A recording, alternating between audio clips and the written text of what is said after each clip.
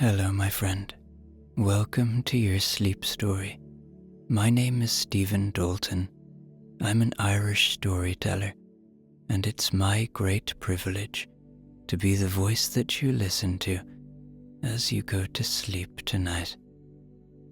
Tonight I continue a series that started with love letters on a train, then moved to love on the ocean.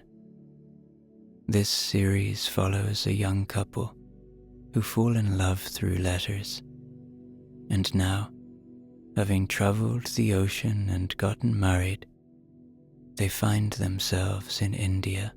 You don't have to have heard the other two to listen to this. Each story is unique, and I really hope you enjoy entering the beautiful world of James and Clara. One small thing. If my work is helping you and you'd like to support me, you can do so on Patreon. The link is below this video. Okay, let's do the relaxation session now, which will take a few minutes before tonight's sleep story. I'm going to count down from 10 to 1, and as I do, allow yourself to let go more and more. 10. Feel the support of the bed beneath you, or the floor, or whatever surface you lie upon tonight.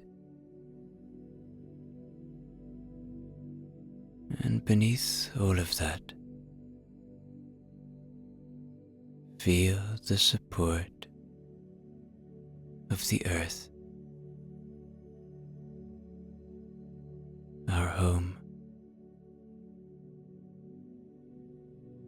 From the earth we receive a constant support. And as you become aware of that feeling of being supported, see if you can let go a little more now.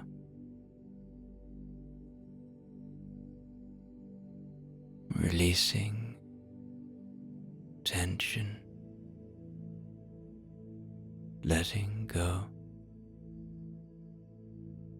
a little more now. 9. Feel into your body. Where are you still holding? Where do you feel tension? Maybe you feel pain. Maybe it's in your feet, in your lower legs.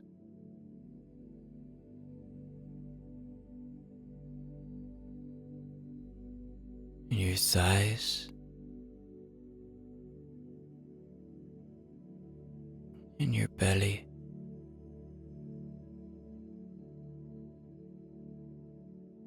in your chest,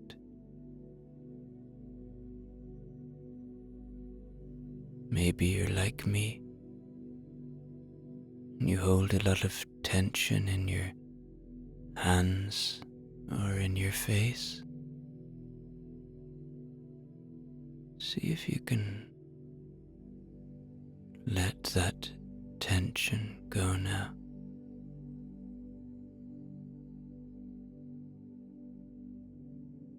Just by becoming aware of it,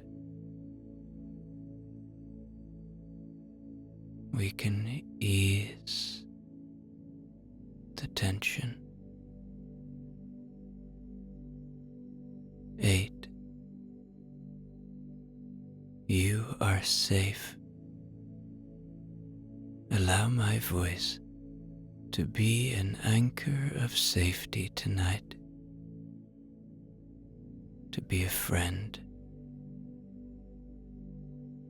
Know that my voice will only ever take you to safe places, and allow that fact, that feeling of trust,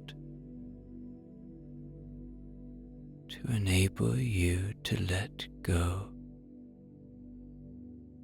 a little more now. 7. The day is done. Whatever has been, has been. Whatever will be, will be. Whatever thoughts you might be having, know them for what they are, just thoughts.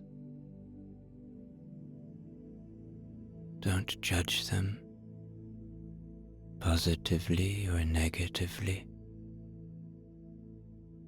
Know that they are not you.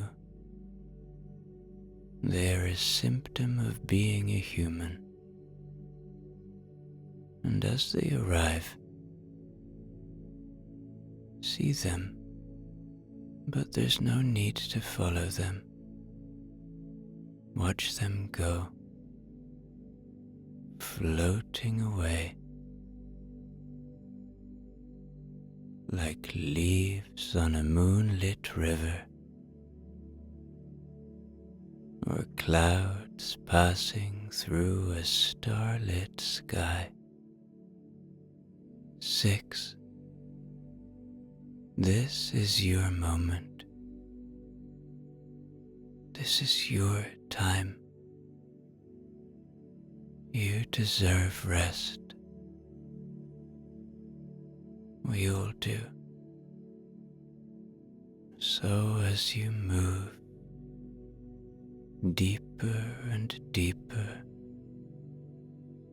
towards deep rest tonight, know this: you deserve this rest as much as anyone else. 5. Peace lives within you. It is always there. It is a constant friend, a constant presence. It's just waiting to be found, waiting to be felt. See where you can find your peace tonight. 4. Perhaps allow a little gratitude now.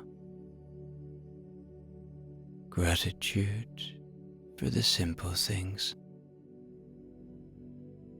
for this moment of peace, for the shelter you have tonight, for the breath in your body. 3. Begin to engage with your imagination now.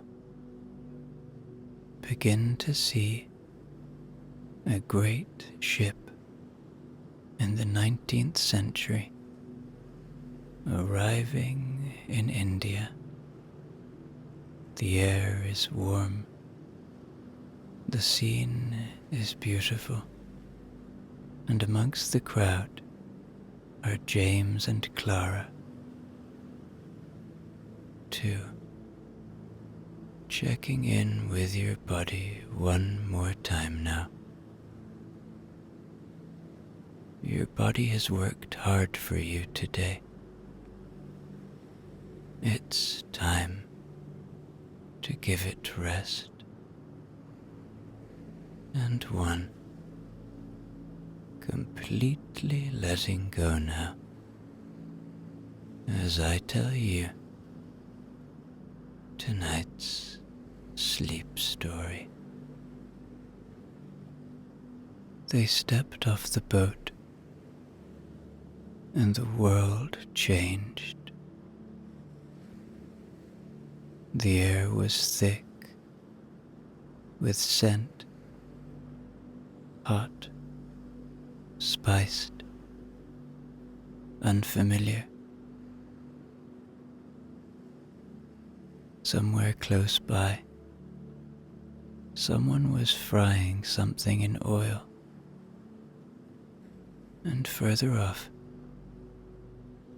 incense drifted like smoke from an invisible fire. Birds called out from the rooftops, and the light struck every surface with a kind of golden defiance, as if it refused to soften. Nothing moved the way it did in England. Nothing sounded the same. Even the colours seemed brighter.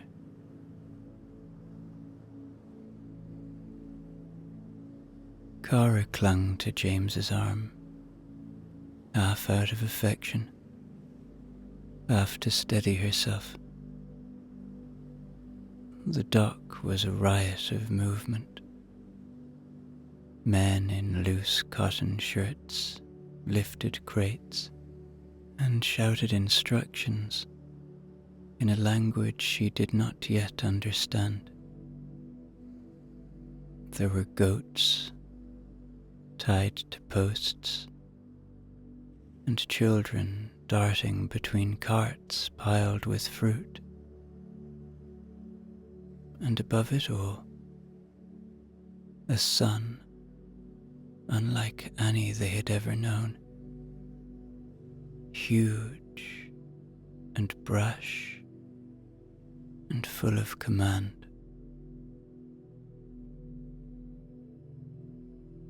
James said nothing. He held her hand tightly and moved through it with quiet awe, his heart beating hard in his chest. They had spoken of India in letters and dreams, but there was no preparing for this. Even the smell of the earth was different, wet and ancient and teeming with life. It felt as if they had arrived not in a country, but on another planet, where the rules were older, deeper, and not yet explained.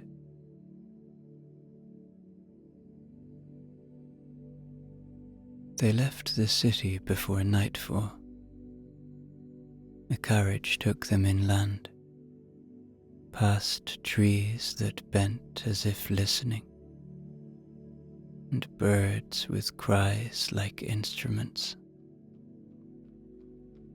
The road climbed steadily. With every mile, the noise fell away, and then, just as the light began to leave the sky, they reached it, a valley so still and wide and green that Clara gasped aloud.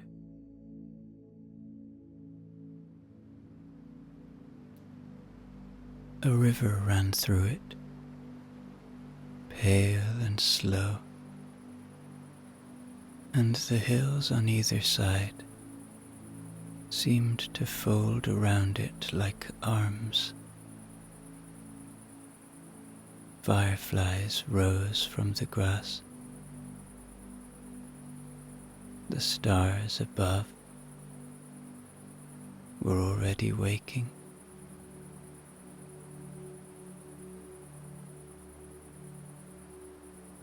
They would stay there for as long as they could. A house had been arranged, open to the air, with soft floors and white walls and wooden shutters that swung gently in the breeze.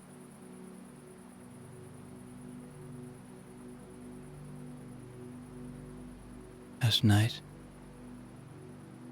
they would fall asleep to the sound of the water. In the morning, they would sit side by side and watch the mist lift. Nothing had prepared them for this. It was not simply beautiful. It was beyond. It was the place they had been writing toward all along.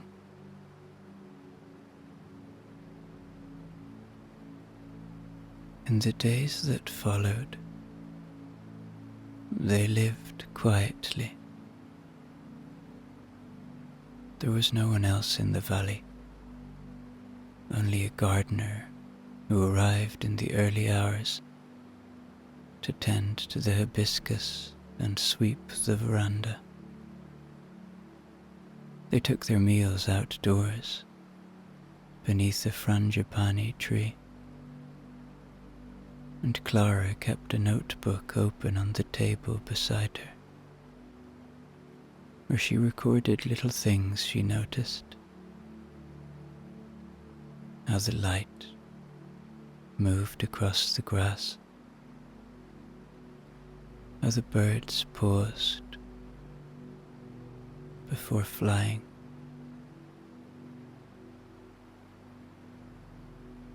James sketched beside her, sometimes the house, sometimes her hands.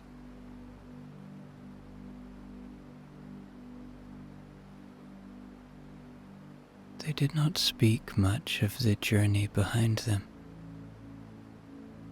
The train, the ship, the wedding on the deck of the boat. All of it seemed far away now, as if it had happened to different versions of themselves. Each evening they sat close together and watched the colors of the sky deepen. There was no need to say anything. The beauty was too complete.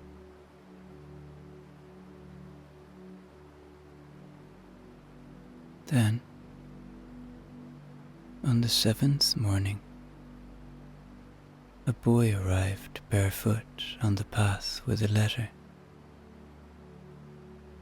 He did not speak English, but bowed once and waited until James returned with a coin.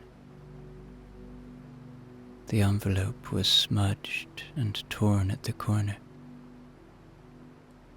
but the handwriting was unmistakable, sharp, formal, and carefully slanted.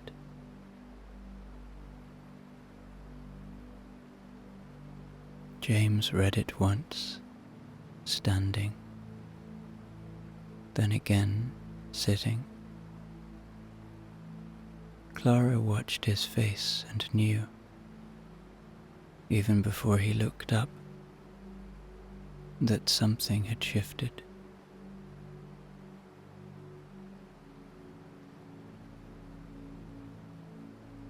"There's a man I must see," James said. "He was a friend of my father's. He has asked for me." He folded the letter resting his thumb on the crease for a moment longer than necessary. It's in Delhi. 3 days by rail. Clara nodded. She did not ask whether he would go. She already knew. She rose and kissed him lightly on the cheek, then went inside to prepare a small case for him. When she returned, James had not moved. The birds still called in the trees. The sun was already climbing higher in the sky.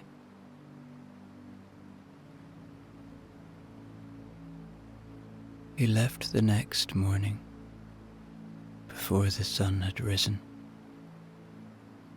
The air was still cool,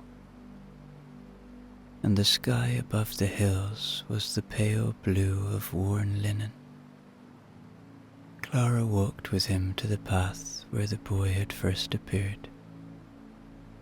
The satchel slung over James's shoulder, and a scarf knotted lightly at his throat. Neither of them spoke. It was the kind of silence they had grown used to, companionable, unforced.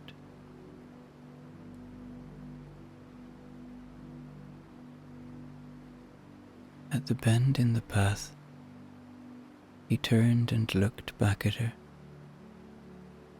She had stopped a few paces behind. The garden glowed faintly in the early light. She was barefoot, her hair unpinned. He wanted to remember her exactly like that. He gave her a half smile, grateful, uncertain, filled with love. Then he turned again and walked on.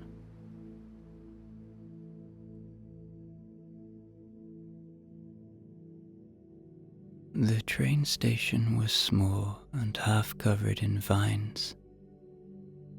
A single platform ran alongside a rusted track, and a thin man in a cap sat half asleep beside a bell.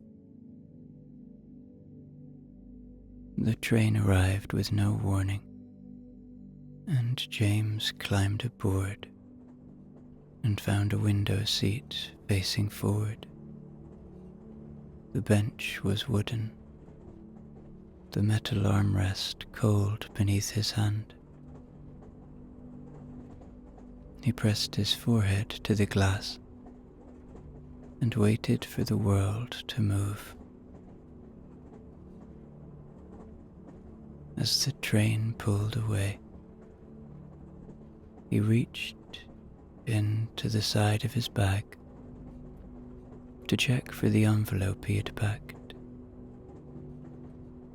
Instead, his hand brushed a folded square of paper.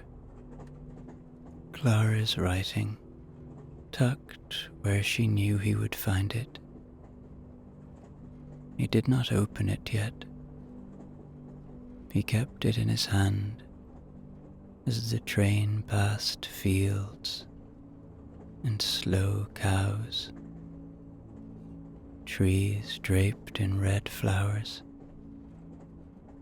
women walking in bright saris along the dirt paths.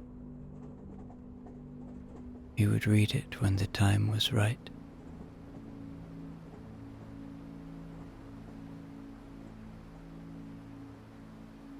Back at the house, Clara remained by the garden for a long time.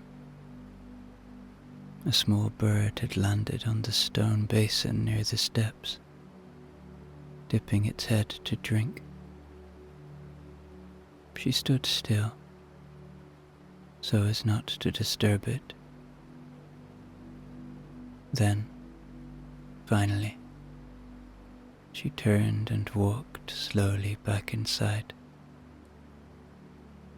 The rooms already felt different, lighter in some places, emptier in others. She poured a cup of tea, sat by the window, and opened her notebook.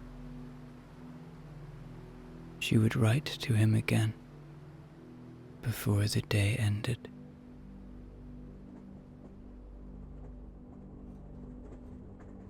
The train had been moving for nearly an hour when James opened the letter. He waited until the land around him had emptied out.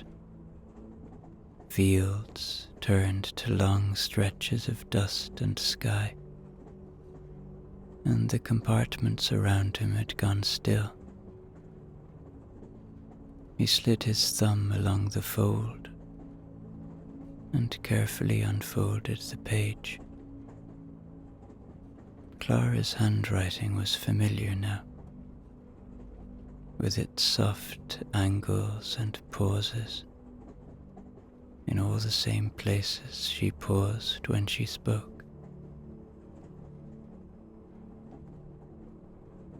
My James, when you read this, I won't be there beside you, and I hate that already.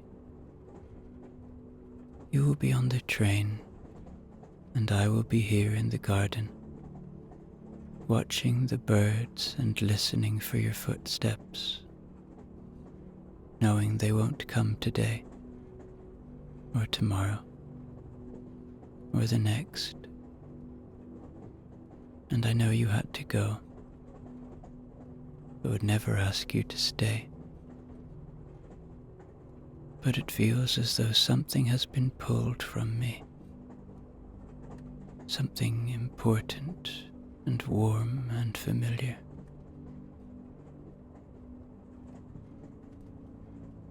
You are so quiet when you pack.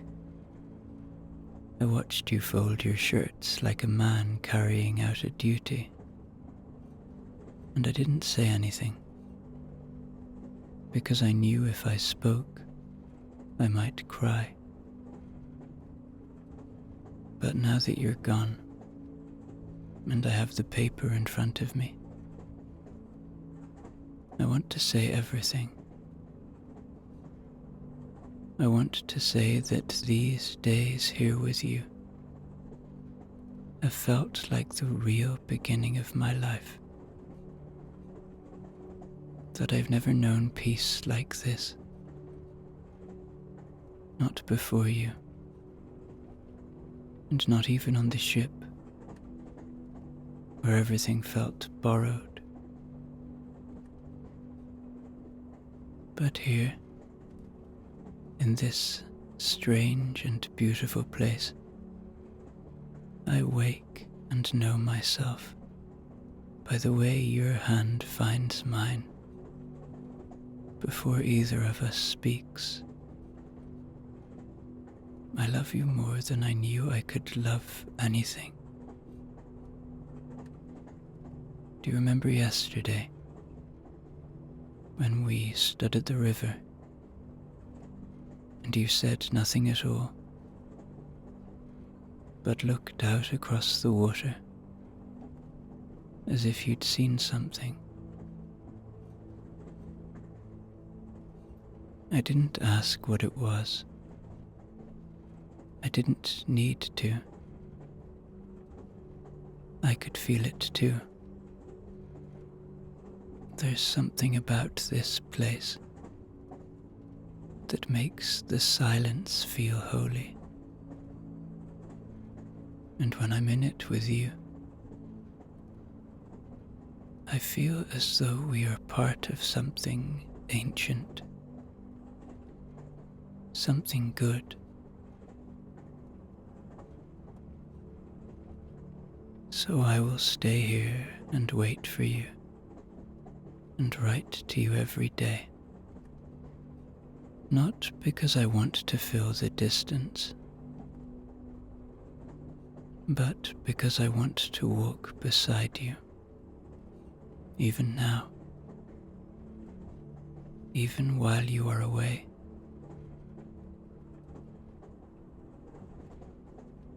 I want you to hear my voice in these words.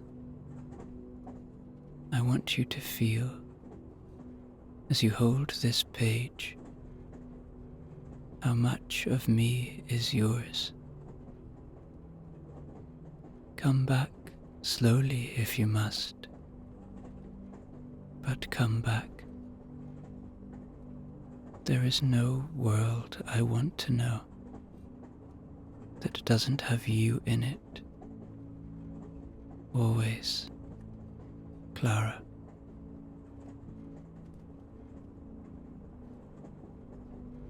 After reading the letter, James took the pencil from the inside pocket of his coat, the same one he used to write to Clara before they were married, before he could sit beside her in silence. The paper he used was rougher than he liked, and the train jolted now and then. But he didn't wait for better conditions.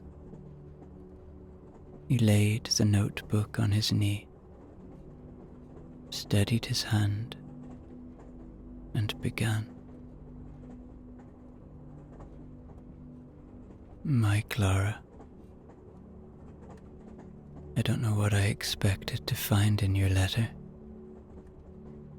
Something sweet, I suppose. A few lines to make me smile. But instead I found you, completely. Your words held me so tightly, I almost forgot where I was. I looked up and the train was still moving, and the trees outside were still slipping by. But I felt as though I had stepped off somewhere and found you waiting for me with your hand out.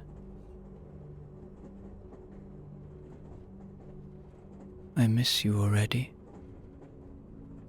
not in the way I thought I might. I miss you the way I miss water when I am thirsty,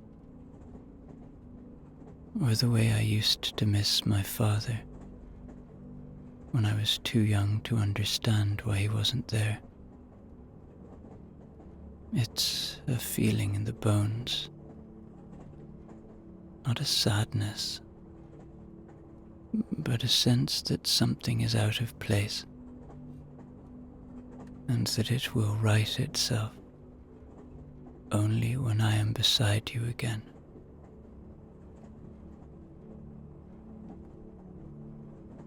There's a woman across from me on the train. She's older. She has a basket full of green things, leaves perhaps, or herbs. She smiled at me just now,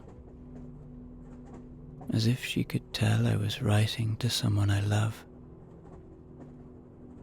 I nodded, and she nodded back. And for a moment, I felt almost like a husband in the ordinary way, not a man on a journey, but someone who has a place to return to. And that place is you.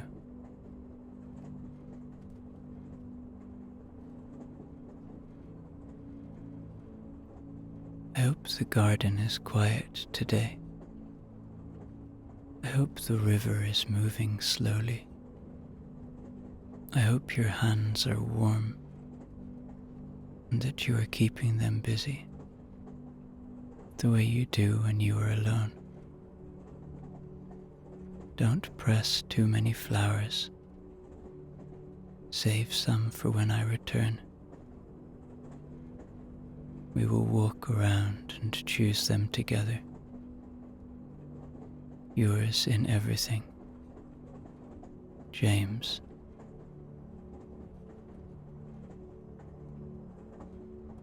He set the pencil down and folded the paper once, then again. He kept it in his lap, running his thumb gently along the edge. The woman with the basket smiled again, though she hadn't been watching him. Outside, the sky was beginning to cloud, and the light was changing. James leaned back, closed his eyes, and imagined the sound of the river below their house. It was the only sound he wanted to sleep to now. The stars were already out by the time Clara lit the lamp. She didn't even need it. There was moonlight enough. But the small glow gave her comfort. She sat on the veranda floor with a blanket pulled round her shoulders, the writing board balanced on her knees. Somewhere down in the grass, the river ran as it always did. She had written nothing all day, though she had thought often of James. She had watched the shadows shift on the garden path, had eaten from the same plate he had used, and had sat for a while by the hibiscus tree, listening to the wind move through its leaves. But now, in the hush of the evening, something was pressing inside her. Not fear, not longing exactly, but the need to put down what she felt before it slipped away.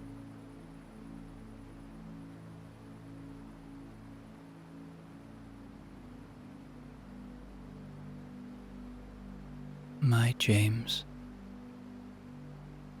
there is something in the air tonight, a kind of stillness, but not the usual kind. It feels like the space between two things, like something has ended, and something else is about to begin. I don't mean something terrible, don't worry. It's more like the ground under my feet is softening, not disappearing, just loosening, the way soil does before it gives way to a seed.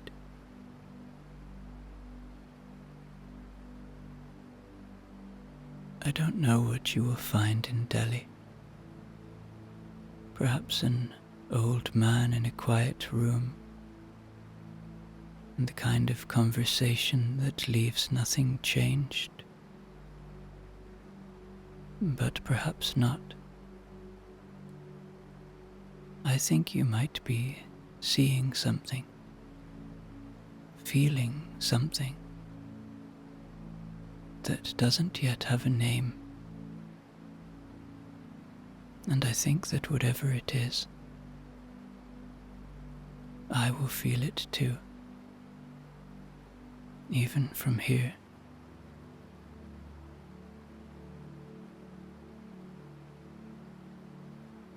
I sat by the river today and watched a heron walk through the reeds.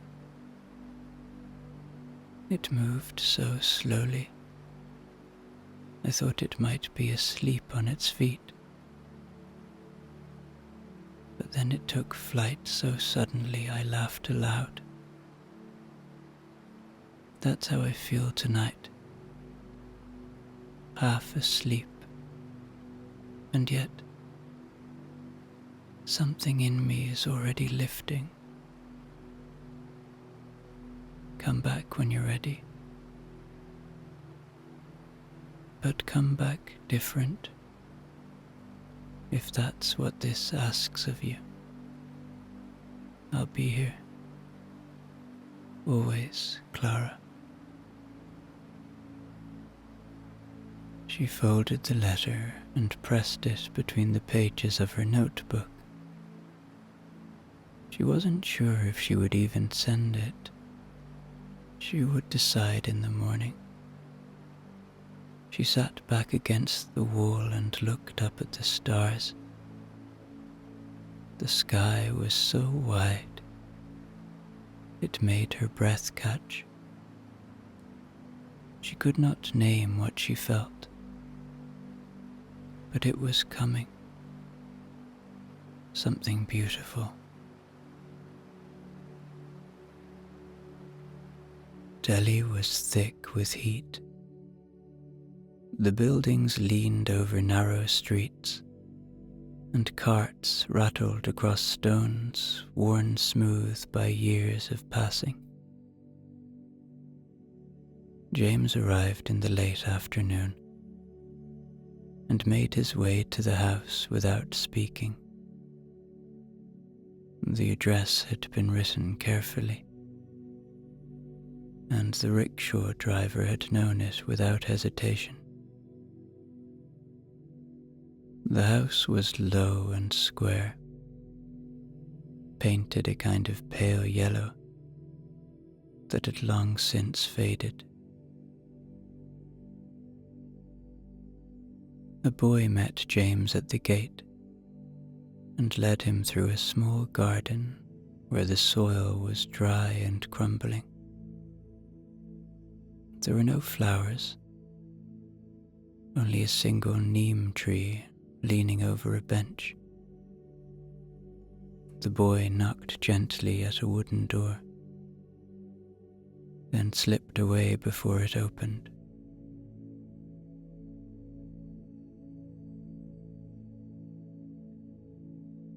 The man who answered looked much older than James had expected. His hair was white, but not entirely. There were threads of black near the ears. His shirt was clean and too large, his eyes dark and steady. He smiled as though the smile cost him something, but he gave it freely. "James," he said, "you've come." James nodded. "You wrote?" The man gestured him inside. They sat together in a room with thick curtains and little light. A fan stirred slowly above them, its rhythm like breath. Tea was brought. For a while, neither of them said anything. Then the man leaned forward and rested both hands on his knees. "Your father died 6 weeks ago," he said. "I'm sorry you weren't told sooner. He didn't want anything sent. He thought you might already be traveling. He was right." James looked down into the cup he hadn't yet touched. He felt no surprise. only a spreading quiet.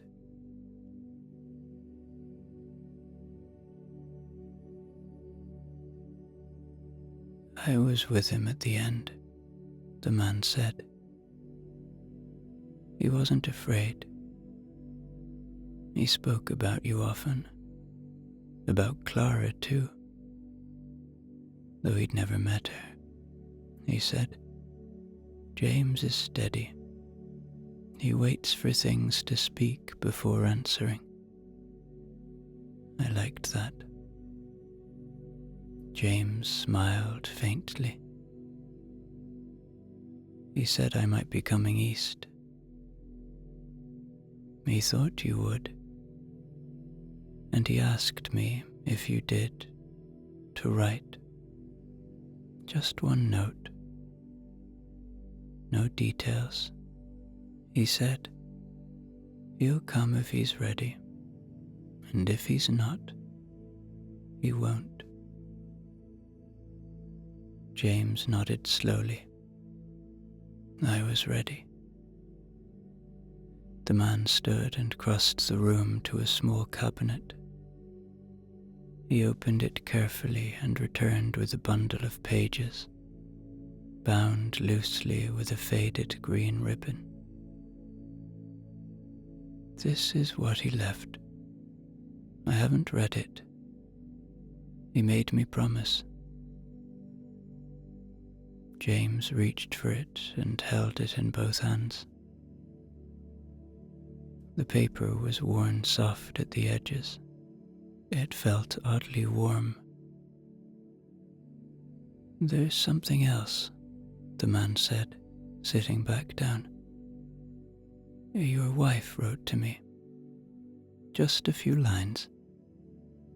It arrived only a day before you did.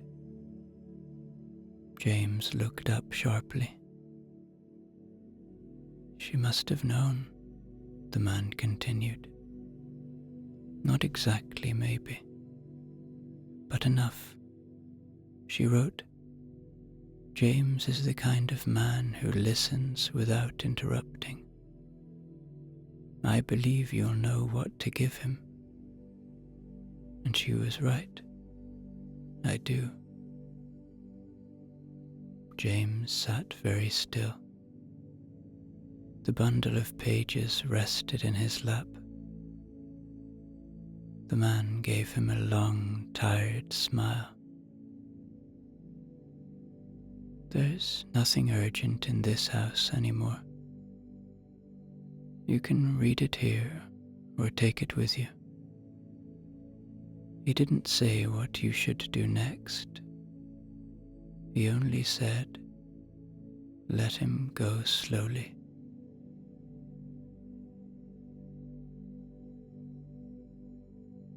The light through the curtain had grown paler. Outside, someone was sweeping the street in long, even strokes. The world carried on. James stood and shook the man's hand. They didn't speak again. There was no need to.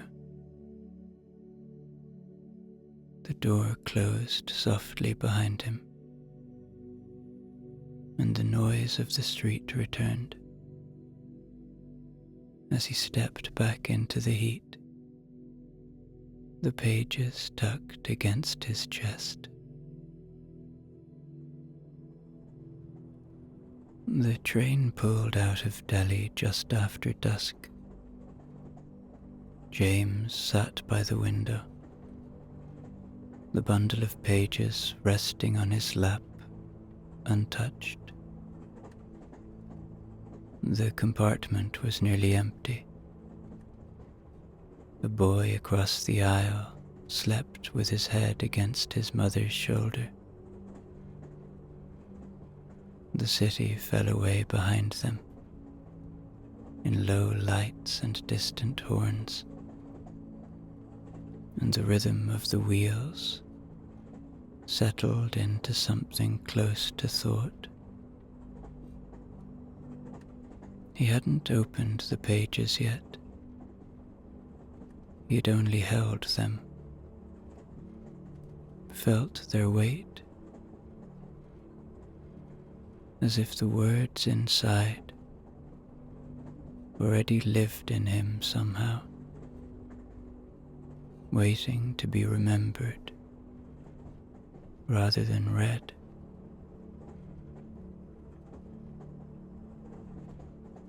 The man's house had stayed with him,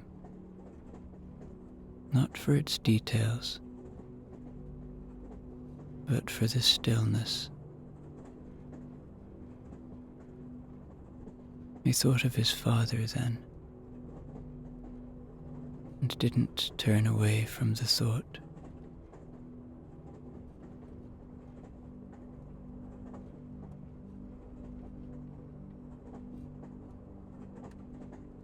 Outside, the land was darkening. The hills had returned, rising softly against the sky, and somewhere beyond them, the river curved quietly through the valley, waiting. Clara was waiting too. He could almost see her now. His love. He needed her in this moment, but he knew he would see her soon. He looked down at the bundle of letters once more, and then, slowly, he began to untie the ribbon.